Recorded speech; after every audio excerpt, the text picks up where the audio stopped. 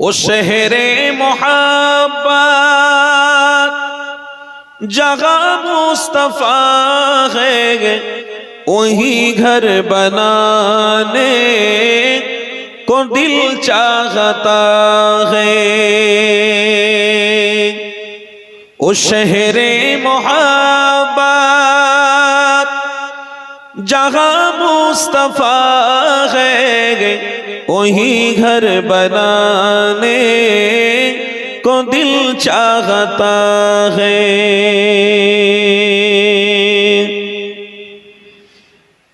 जिहादे मोहब्बत की आवाज गूंजी, कहा गंज़ला ने ए दुल्हन से अपनी इजाजत अगर दो, तो जामे शहादत लबों पे लगाने को दिल चाहता है। बोलून ना सुबहानाल्लाह। पाखाটা একটু বন্ধ করুন। ओ शहरे मोहब्बत जहाँ मुस्तफा है, वही घर बनाने को दिल चाहता है। ओ शहरे मोहब्बत जहाँ मुस्तफा है, वही घर बनाने को दिल चाहता है। अल्लाहुम्मा सल्ली अला मौलाना वाला सय्यिदना। দেখা দাও রাসূলুল্লাহ তুমি কাঁদে আশিক তোমার, আছো শুয়ে মদিনায় তুমি ডেকে নাও রওজা তোমার। বলুন না সুবহানাল্লাহ। একটু মোহব্বতে হবে না? দেখা দাও রাসূলুল্লাহ তুমি কাঁদে আশিক তোমার, আছো শুয়ে মদিনায় তুমি ডেকে নাও রওজা তোমার। রাসূলুল্লাহ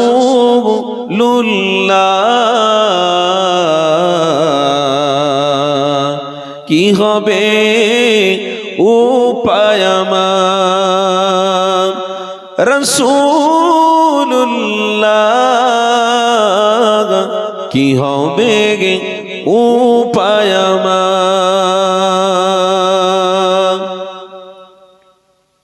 মরণের চিঠি যখন আসবে আমার, কালিমার তালকিন দিও বারে বার। মরণের চিঠি যখন আসবে আমার, কালিমার তালকিন দিও বারে বার। প্রাণ জুড়ে দেখব চেহারা তোমার, ডেকে নাও রওজা তোমার। জোরে বলুন না সুবহানাল্লাহ। তাকবীর দেন না নারে তাকবীর। সিলসিলায়ে হক মুজাদ্দিদে জামান দাদা পীরের হক সিলসিলা, দাদা পীরের হক সিলসিলা। দেখা দাও রাসূলুল্লাহ তুমি কাঁদে আশিক তোমার, আছো শুয়ে মদিনায় তুমি ডেকে নাও রওজা তোমার। আল্লাহুম্মা সাল্লি আলা, জোরে জোরে মাশাআল্লাহ পড়েন ভালোবাসার সাথে মাশাআল্লাহ। ওয়া আলা আলিহি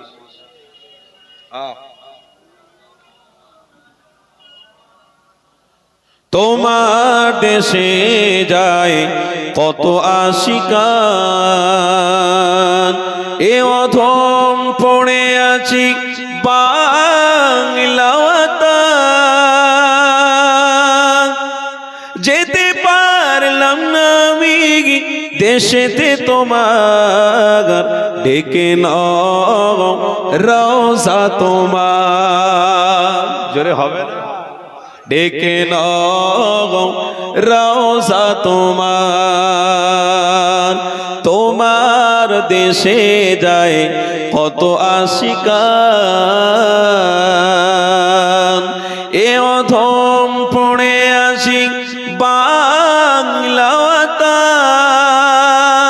যেতে পারলাম না আমি দেশেতে তোমার, ডেকে নাও রওজা তোমার।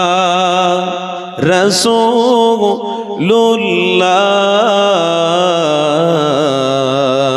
কি হবে উপায় আমার, রাসূলুল্লাহ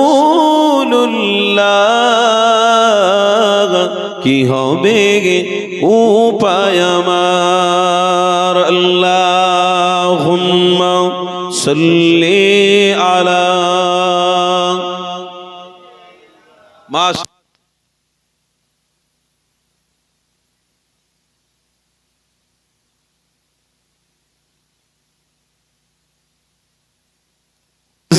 লা ইলাহা ইল্লাল্লাহ, লা ইলাহা ইল্লাল্লাহ, লা ইলাহা ইল্লাল্লাহ, মুহাম্মাদুর রাসূলুল্লাহ।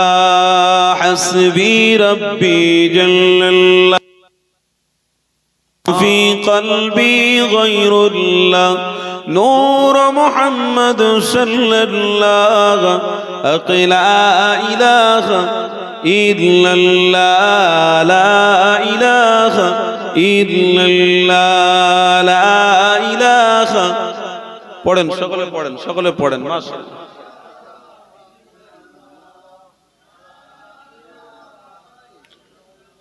कलमा ज़िकी ला इलाहा इल्लल्लाह, ला इलाहा इल्लल्लाह, ला इलाहा इल्लल्लाह, ला इलाहा इल्लल्लाह, ला इलाहा इल्लल्लाह, मुहम्मदुर रसूलुल्लाह। अल्लाहुम्मा सल्ली अला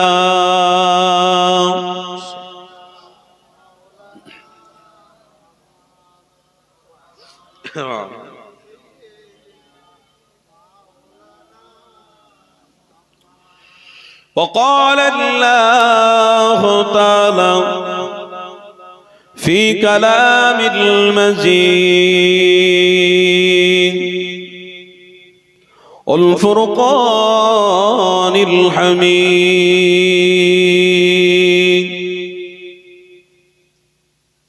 ولقد رآه بالأفق المبين، وما هو على الغيب بضنين.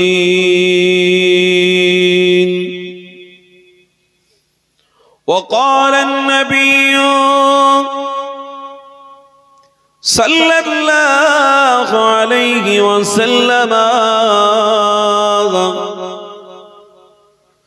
ومن ستر مسلما ستر الله في الدنيا والآخرة. صدق الله العظيم। प्यारे हाजराने मजलिस, আমার আব্বারা, আমার ভাইরা, বুকে হাত দিয়ে বলুন, এই মাহফিল আপনাদেরকে নাজাত দিতে পারে না? পারে না? বলুন না আব্বা, রাগ করেছেন নাকি? এই যে দরুদ বসে পড়ছেন, এই দরুদ নাজাত দিতে পারে না? পারে? বিশ্বাস আছে তোমার? এই মাহফিল যদি নাজাত দিতে পারে, দরুদ যদি নাজাত দিতে পারে, তাহলে নিশ্চয়ই কোনো একটা শর্ত আছে, কারণ আছে। আপনি একটা কোম্পানিতে ডিউটি করেন, সেখানে কিন্তু শর্ত আছে। কি শর্ত? ডিউটি 8 ঘন্টা করতে হবে। 8 ঘন্টার আগে চলে গেলে আপনার মাইনে কাটা যাবে। আর 8 ঘন্টা যদি ডিউটি করেন, আলহামদুলিল্লাহ পুরো মাসের 2 তারিখে মাইনে পেয়ে যাবেন, 1 টাকা কাটা হবে না। আপনি কোন সরকারি চাকরি করছেন, সেখানে আপনাকে প্রত্যেক দিন অ্যাটেন্ড দিতে হবে, উপস্থিতি থাকতে হবে। আর আপনি যদি অনাগড় 1 মাস যদি চাকরিতে ডিউটি জয়েন্ট না করেন, সরকারি দপ্তরে আপনার নাম কিন্তু খারাপ যাবে, তখন ব্যবস্থা উল্টো হয়ে যাবে। কথা বুঝছেন তো? সব জিনিসের শর্ত আছে না নাই? আপনি খাটাখাটি করে বাড়িতে এসলেন, বাড়িতে আসার পরে আপনার একটা শর্ত আছে, সিস্টেম আছে। আপনার বিবি সাহেবকে বলা আছে যে আমি আসলে গা ধুয়ে অবশ্যই আমাকে দুটো খেতে দিতে হবে। কথা ঠিক? খেতে দিতে হবে। যদি না খেতে দাও, এই যে বাটাম আছে, বাটাম খুলে মার হবে। মানে খিদের জ্বালায় মাথা মানুষের ঠিক থাকে নাকি বলেন? আর আমার মায়েদা আমাদের বোনেদের ঘরে বলতে হয় না, আলহামদুলিল্লাহ, স্বামী যখন গোসল করে আসবে বা সন্তান যখন গোসল করে আসবে, তার আগে থেকে আমার আম্মা জানেরা দস্তরখান বিছিয়ে রেডি করে রাখে, খাবার রেডি করে রাখে। কথা শুনছেন না? কেন? যখন গোসল করে এসেছে তখন খাবারের ব্যবস্থা অবশ্যই করে রাখতে হবে। একটু দেরি হলেই কিন্তু হাঁড়ি উল্টে দেবে। এ মরদের রাগ আলাদা, এ মদ্দা ছেলেদের। মেয়ে মানুষ আর পুরুষ মানুষের, মেয়ে মানুষ আর পুরুষ মানুষদের সিস্টেম আসমান আর জমিনের পার্থক্য। কি গো, তাই তো নাকি? আম্মা জানদের দিলটা নরম হয়, বোনের দিলটা নরম হয়। এক কথায় মা বোন, এক কথায় নারীদের দিলকে আল্লাহ নরম করে রেখেছে। নারীরা একটা মায়ের জাত, আর পুরুষরা হলো সিংহের জাত। যখন রেগে যাবে মাথা গরম, আর যখন ঠান্ডা থাকবে আলহামদুলিল্লাহ খুব সুন্দর ব্যবহার করবে। তো আমি যে কথা বলতে চাচ্ছি, সব জিনিসের একটা সিস্টেম রয়েছে, শর্ত রয়েছে। তা আপনি আজকের দিনে যে ইমানি মাহফিলে বসেছেন, দরুদ পড়লেন, ইমানি মাহফিল কায়েম করলেন, এরও তো একটা শর্ত আছে। আরে নাজাত পাওয়ার জন্য এরও তো একটা শর্ত আছে। শর্তটা কি? শর্তটা কি? শুধু চাঁদা তুলে প্রত্যেক বছর মাহফিল দেওয়া হবে, এটা কি শর্ত? মাহফিল দিলেই নাজাত হয়ে যাবে? চাঁদা তুলে মাহফিল দেওয়া হলো, তারপরে কি নাজাত হবে? অত সোজা নয়। নাজাত তখনই পাওয়া যাবে যখন প্রত্যেকটা ইমানদার এই মাহফিলকে দিলে মনে প্রাণে ভালোবেসবে, আর এই মাহফিলে এসে বসবে। এই মাহফিলে বসাটা তারা ইমানি দায়িত্ব মনে করবে, নিজ নিজ দায়িত্ব মনে করে তারা যখন ইমানি মাহফিলে বসবে, অর্থ খরচা করে মাহফিলে শরীকও হবে। আর বসে বসে যখন ত্যাগ স্বীকার করবে, বসে বসে দরুদ পড়বে, অবশ্যই এই মাহফিল কাল কিয়ামতের দিনে আপনার আমার জন্য নাজাতের ওসিলা হয়ে যাবে। আর যে জমিনে আপনারা আজকের বসেছেন, এই জমিনে আজ আপনারা বসেছেন, কাল আপনারা কিন্তু এই জমিনের ভিতরে যাবেন। ওই জায়গাটার নাম কি? ইয়াউমাল কবর। জায়গাটার নাম কি গো? কেউ আব্বারা বলুন না। ইয়াউমাল কবর, এটা আরবি শব্দই বলা হয়।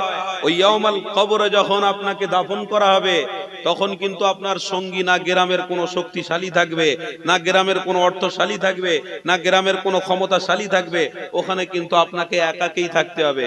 আপনি পয়সা হলেও একা থাকবেন, আপনি পয়সা না থাকলেও একা থাকবেন, আপনি নামাজি হলেও একা থাকবেন, আপনি নামাজি না হলেও মাঝে মাঝে নামাজ পড়তেন একা থাকবেন।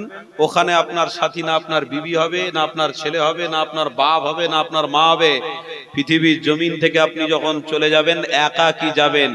এ যুবক শোনো, যে কথা আপনাদেরকে বলছিলাম, ওইখানে যাওয়ার আগে যে জমিনে আপনি বসে বসে নবীর ভালোবাসায় প্রেমে দরুদ পড়ছেন, ইনশাআল্লাহ এই জমিনও ইয়াউমাল কবরের ভিতরে লাশ যখন যাবে, নবীর আশিক যখন দাফন হবে, ইনশাআল্লাহ এই জমিন ওই কবরবাসী যে যাবে মাইয়াতের সঙ্গে সৎ ব্যবহার করবে, আল্লাহ ওই কবরকে হুকুম করে দেবে যে নবীর প্রেমিক এসেছে, তার সঙ্গে খারাপ ব্যবহার নয়, কোন মখলুক অসৎ চরিত্র করবে না, আমি আল্লাহ আজ থেকে ওই মাইয়াতের কবরে জান্নাতের খুশবু এবং হাওয়া বইয়ে দিতে শুরু করে দেব।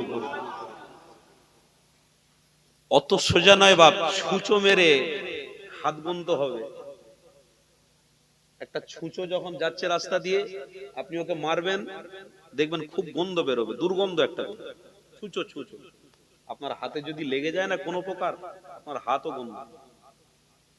টিকটিকে জানেন না? টিকটিকে শুনছেন তো আমার কথা? টিকটিকের যে কি বলে পায়খানা, ওই পায়খানাটা যদি হাতে লাগে এটাও বিষাক্ত, আর টিকটিকেও যদি হাতে লাগে এটাও কিন্তু বিষাক্ত। সাবান দিয়ে হাত ধৌত করতে হবে। ওই টিকটিকের পায়খানা হাতে লাগলে যেমন দুর্গন্ধ হয়, তেমন বিষাক্ত আছে।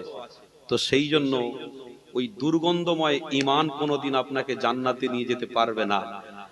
আপনাকে সেই ঈমান নিয়ে যেতে হবে, আপনার দিলে মোহাম্মদ রসুল থাকবে, আপনি আগে আগে যাবেন, ঈমান আগে থাকবে, পিছনে দুনিয়া থাকবে, রাসূলুল্লাহ আপনাকে আগে জান্নাতের রাস্তা দেখাতে দেখাতে নিয়ে যাবে। আজ আমার নবীর আশিকরা দিওয়ানারা কিরম হয়ে গেছে, সব মন মানসিকতা পরিবর্তন হয়ে গেছে। মাহফিলে খাওয়া দাওয়ার ব্যবস্থা আছে? বলে হ্যাঁ আছে। তাহলে কোনো অসুবিধা নেই, ঠিক টাইমে আমাকে দেখতে পাবে। মাহফিলে খাওয়া দাওয়ার ব্যবস্থা নেই না, শুধু বাতাসা দেওয়া হবে। হ্যাঁ, বাতাসা দেওয়া হবে, বাতাসা দোয়ার পরে বাতাসা দেওয়া হবে। তোর তোগার গ্রামের জলসা তোরা করবে যা। আমার মাথায় বাস পড়ে যাবে, ওই জলসায় গিয়ে বসবো, এই হাইব্রিড হুজুর নিয়ে আসছি রে, ভালো হুজুর নিয়ে আসছি। তোর হুজুরের ওয়াজ কত মোবাইলে শুনে শুনে আমরা পাগলা হয়ে গেল, পাগলা হয়ে রাস্তায় দাঁড়িয়ে পেশাব করতেছি। কথা হুজুরের ওয়াজ শুনে শুনে পাগলা দাঁড়িয়ে পেশাব করছে। বলে আবার ওই হুজুরকে আবার দেখতে যাবো আমি নাকি? তুই এগিয়ে যা, তোর জলসা তুই আগে যা। আল্লাহকে সাক্ষী রেখে বলছি, বাপ তকদির যার ভালো, সেই ইমানি মাহফিলকে চিনতে পেরেছে। কেন? সে জানে প্রেম কি জিনিস। হ্যাঁ, সে জানে সেজদার মূল্য কি। যে সেজদা দিয়েছে সে সেজদার মূল্য জানে। যে রাসূলের সাথে প্রেম করেছে সে প্রেমের মায়া বুঝতে পারে। হয় পৃথিবীতে কোনো মানুষ বুঝতে পারে না। এই পবিত্র কোরআনে আল্লাহ স্পষ্ট ভাষায় একটা আয়াত অক্ষর রেখেছেন, কি ইন্নাকা লা তাহদি মান আহবাবতা ওয়ালাকিন্নাল্লাহ ইয়াহদি মান ইয়াশা। আমার আল্লাহ বলছে, আমার বান্দারা, আমি আল্লাহ তোদের কাছে হেদায়েতের রাস্তাকে বিস্তার করে দিয়েছি। তোদের কাছে মসজিদ থাকবে, তোদের কাছে ইমানি মাহফিল থাকবে, তোদের কাছে নামাজ থাকবে, তোদের কাছে হক কথা বলার জন্য ওলামা হযরতরা থাকবে, তোদের কাছে পীর থাকবে, তোদের কাছে মাশায়েখ থাকবে, তোদের কাছে মুজাদ্দিদে জামান থাকবে। তোমাদেরকে সব জায়গায় হেদায়েতের রাস্তা বিস্তার করে দিয়েছি। এ আমার রাসূলের প্রেমিক, তোরা যদি হেদায়েতের রাস্তায় টিকে থাকতে পারিস তো ইনশাআল্লাহ আমি আল্লাহ তোদের জান্নাতের মেহমান বানিয়ে দেব, এতে কোনো সন্দেহ নেই। তবে হ্যাঁ, এর পরবর্তীতে একটা আয়াতের ব্যাখ্যা আমি দেখছিলাম তাফসিরে কুলতুবির মধ্যে, যে কোরআনের আয়াত, ওয়া আহসিনু ইন্নাল্লাহা ইউহিব্বুল মুহসিনিন। আমার কথা থেকে আপনি কষ্ট পাচ্ছেন নাকি? আমি ভাই একটু কোরআন হাদিস দিয়ে বলবো, কথা বুঝলেন? কেন দেখুন, এসেছি আমি আর কোরআন দেখে এসেছি, তার ব্যাখ্যা দেখে এসেছি এবং হাদিস কিছু সংগ্রহ করে নিয়ে এসেছি। আর আজকের দিনে আপনারা যদি একটা মানুষও হেদায়েতের রাস্তায় থাকতে পারেন তো ইনশাআল্লাহ কামিয়াবি হবে। এই একটা মানুষের দ্বারাই পুরো সমাজ পরিবর্তন হবে। আর একটা মানুষও যদি আজকের হেদায়েতের রাস্তায় না থাকে, সেই রকম কথাবার্তা যদি না শুনে আমরা আমল করতে পারি, তাহলে কিন্তু আমাদের জীবন বেকার। এই জীবনের কোনো মূল্য নেই। বিশ্বাস করুন, একটা গরুর মূল্য আছে, মানুষের মূল্য নেই। আমি কিন্তু মানুষ আর গরুর মধ্যে আল্লাহ অনেকটা পার্থক্য দিয়েছে, আমি কিন্তু এক করছি না। কেন? চতুষ্পর জানোয়ারের কথা আল্লাহ কোরআনে বলেছে, বালহুম আদাল। এখানে ইমাম সাহেব আছেন, হ্যাঁ অত সোজা নয়, বালহুম আদাল। চতুর্থ জানুয়ারের থেকে তারা খারাপ, যারা ঈমান পেয়েও রসুলের প্রেমের জায়গা পেয়েও তারা আসতে পারলো না। তাই আমার আল্লাহ বলছেন আন তাহবাতা আমালুকুম, যদি আসতে না পারে তো আমি আল্লাহ তাদের আমলকে বরবাদ করব, ধ্বংস হয়ে যাবে, তারা শেষ হয়ে যাবে। যে কোরআনের আয়াতটা আমি আপনাদেরকে শোনাচ্ছিলাম ওটা ভালো করে শুনুন। আজকের দিনে মনে করতে হবে এক একটা হুরুফ যে আমার জবান থেকে, আমার মুখ থেকে আল্লাহ বার করছে, এই এক একটা কথাতে আল্লাহ হেদায়েত রেখেছে। জোরে বলুন। সেই রকম ইমানদার যদি আপনি হন তাহলে হেদায়েত আছে। আর যদি ছুঁচো মেরে, কি বললাম, হাত গন্ধ করা ইমানদার যদি কেউ হয়, আপনাদেরকে বলছি না, যদি কেউ হয়, তাহলে মনে রাখবেন এই কথা তার কাছে মূল্যবান নয়। যতই তুমি নবী করো, আর যতই তুমি কোরআন শোনাও, আর যতই তুমি কারিয়ানি ভাবে কোরআন পড়ে শোনাও, আর যতই তুমি আরব থেকে ইমাম সাহেবকে দাওয়াত করে নিয়ে আসো, কিচ্ছু লাভ হবে না। এই সহিহ বুখারীর প্রথম হাদিস, ইন্নামাল আমালু বিন্নিয়াত। এখানে মৌলানা সাহেব আছেন, ইন্নামাল আমালু বিন্নিয়াত, নিয়তটা ঠিক করে বসো। নিয়ত কি থাকবে? আজকের ইমানে মাহফিলে বসেছি মানে আমার নবীর দিদার পেতে পেতে আমরা মরে যাব। জোরে বলুন। কি গো, নিয়ত ঠিক আছে তো? নবীর দিদারের আশা আছে তো? বলুন না, নবীর দিদারের আশা আছে তো? আপনার ঘরের ছেলেদের নবীর দিদারের আশা হয়? ছেলেরা, আপনাদের ঘরের ছেলেরা, আমার যুবক ছেলে, আমার যুবক ভাইদের ঘরে নবীর প্রেমের আশা হয়? জিজ্ঞেস করে দেখুন তো, ওদের কি আশা হয় জানেন? একটা জায়গায় ফোনে 5টা মেয়ের সাথে কথা বলার আশা।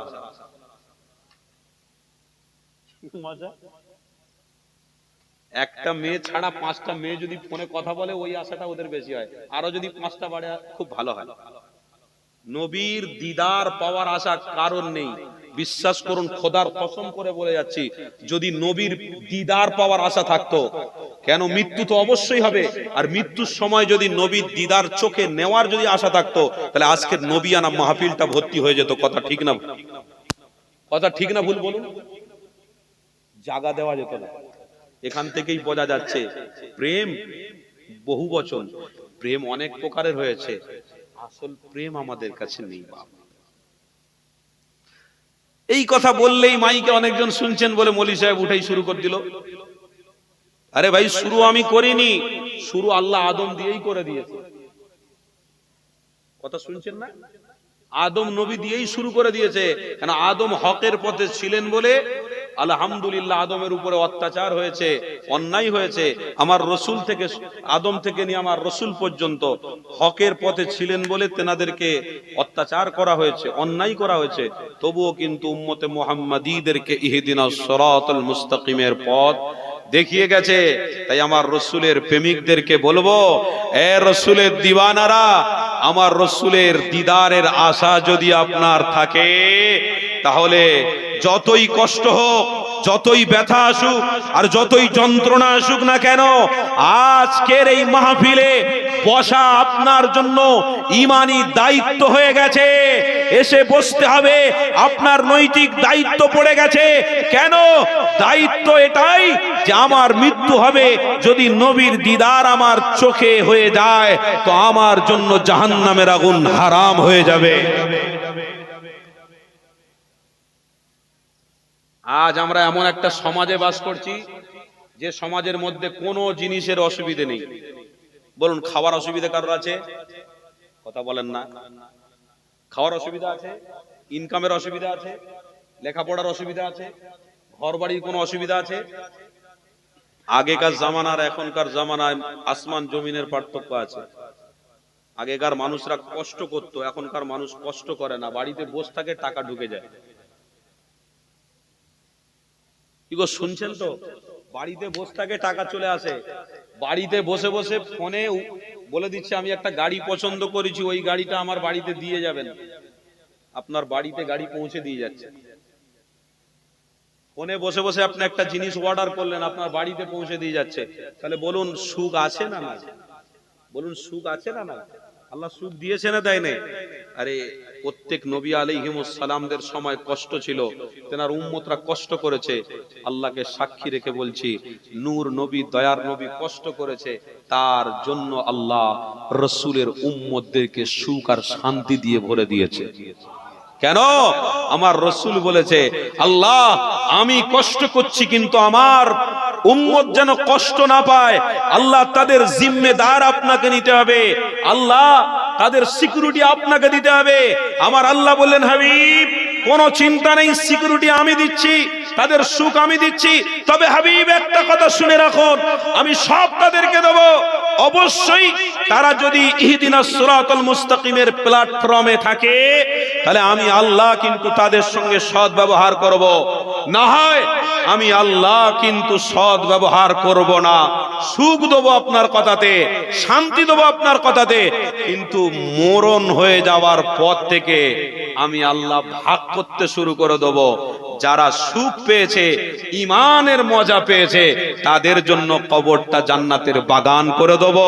আর যারা দুনিয়ায় সুখ পেয়েছে, দেড়িয়ে পেশাব করেছে, হারাম জিনিস খেয়েছে, নারীদের সাথে জিনা করেছে, অন্যায় করেছে, মোবাইল নিয়ে সারা দিন রাত ঘেটেছে, এই রকম ভাবে যারা দিন পার করেছে, এ হাবিব শুনে রাখুন, আমার হাবিব এত কষ্ট করেছে, তার উম্মত এত সুখ দিয়েছি আমি আল্লাহ, তারপরেও তারা এই কাজকে প্রাধান্য দেয়নি।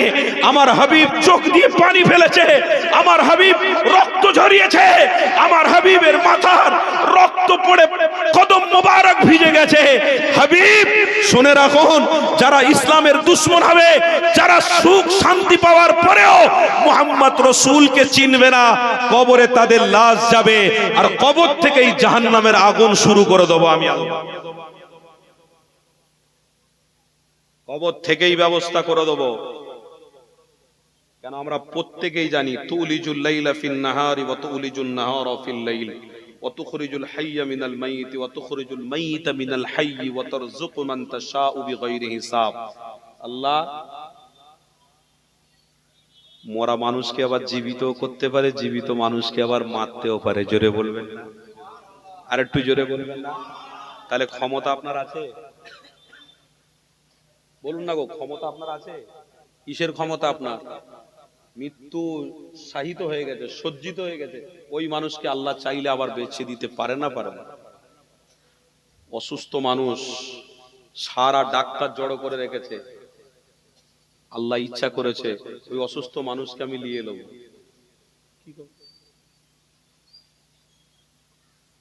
অসুস্থ মানুষকে আমি নিয়ে নেবো, সারা ডাক্তার জড়ো করে বসিয়ে রেখেছে। ইংল্যান্ডের ডাক্তার, আমেরিকার ডাক্তার, অস্ট্রেলিয়ার ডাক্তার, থাইল্যান্ডের ডাক্তার, পাকিস্তানের ডাক্তার, বাংলাদেশের ডাক্তার, সব গোল করে বসে আছে। আমার আল্লাহ বলছে, সব ডাক্তার যদি এক জায়গায় করিস, আমি আল্লাহ কিন্তু তুলে নেব। কোন ডাক্তার কাজ করবে? করবে? করবে? তাহলে ক্ষমতা আমার আছে। সব থেকে বড় ক্ষমতার মালিক কে? আল্লাহ নিজেই বলছেন, ওয়াসিআ কুরসিয়ুহুস সামাওয়াতি ওয়াল আরদ ওয়ালা ইয়াউদুহু হিফযুহুমা ওয়া হুয়াল আলিয়্যুল আযীম। হে আমার বান্দারা, আরশ, কুরসি, রাত দিন, চন্দ্র সূর্য, হাওয়া বাতাস, পানি, যা কিছু পৃথিবীতে দেখছো সব আমার নিয়ামত। জোরে বলুন। আরে আমার আমার কোনো অর্থশালীর নয়, কোনো হাজী সাহেবের নয়, কোনো হাজী সাহেবের নানার নয়, কোনো মৌলী সাহেবের বাপের নয়, কোনো মৌলী সাহেবের মায়ের তৈরি করা নয়, কোনো সায়েন্সের তৈরি করা নয়, কোনো বৈজ্ঞানিকের তৈরি করা নয়, এ সব কিছু